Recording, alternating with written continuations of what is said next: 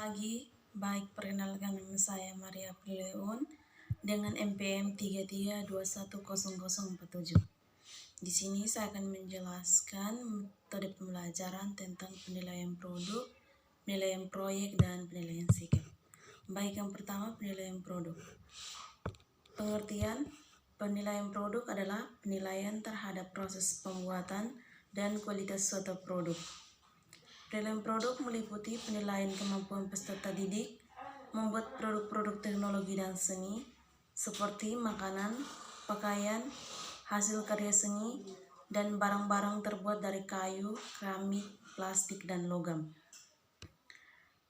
Pengembangan produk meliputi 3 tahap dan setiap tahap perlu diadakan penilaian, yaitu yang pertama tahap persiapan. Tahap persiapan meliputi penilaian kemampuan peserta didik dan merencanakan, menggali, dan mengembangkan gagasan dan mendesain produk. Yang kedua, tahap pembuatan produk atau proses.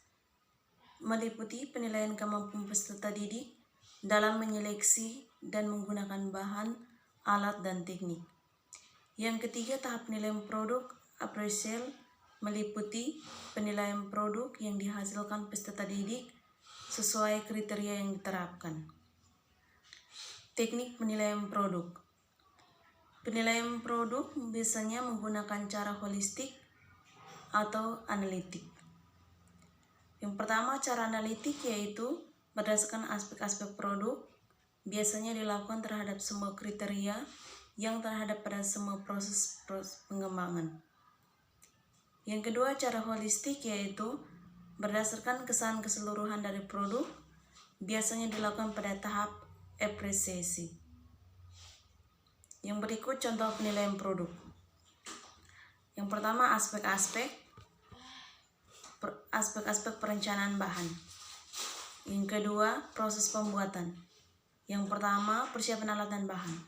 Persiapan alat dan bahan ini tidak dilihat dari apakah alat dan bahan sudah lengkap atau tidak. Yang kedua, teknik pengolahan. Teknik pengolahan bisa juga dilihat dari bagaimana cara mengolah proses pembuatan dari perencanaan proyek. Yang ketiga, K3, keamanan, keselamatan, dan kebersihan. Yang ketiga, hasil produk. Hasil produk dibagi menjadi 2, yaitu bentuk fisik. Yang kedua, inovasi. Hasil kerja produk. Penilaian terhadap kemampuan membuat produk hasil fisik. Yang pertama, menilai hasil akhir dan proses.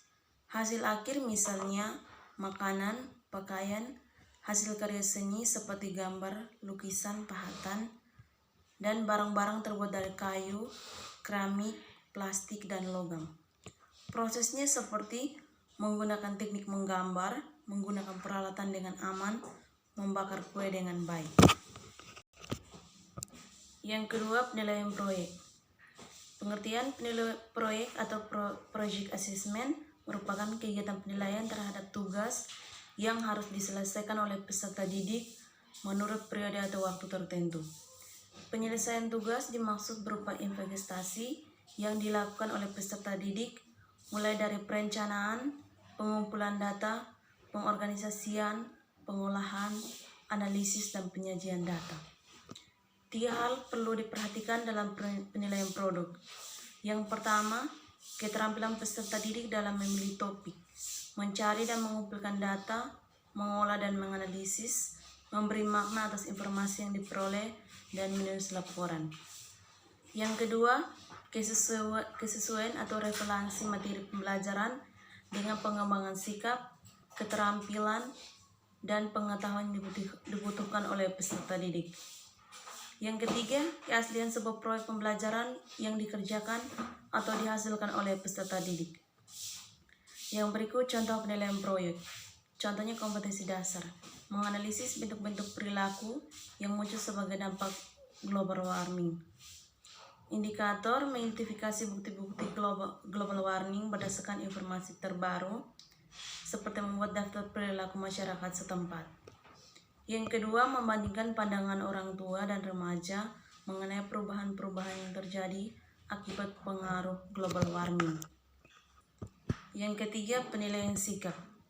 Penilaian sikap merupakan teknik penilaian terhadap diri sendiri atau peserta didik dengan mengidentifikasi kelebihan dan kekurangan sikapnya dalam berperilaku. Hasil penilaian diri peserta didik dapat digunakan sebagai data konfirmasi perkembangan sikap peserta didik. Adapun aspek penilaian sikap yang ditentukan peneliti adalah sebagai berikut. Yang pertama, penilaian sikap individu. Aspek-aspek yang dinilai yaitu yang pertama religius, yang kedua disiplin, yang ketiga jujur, yang keempat tanggung jawab, yang kelima toleransi, yang keenam gotong royong, yang ketujuh santun, yang kedelapan percaya diri. Baik, inilah sekian dan hasil presentasi dari saya. Selamat pagi untuk kita semua.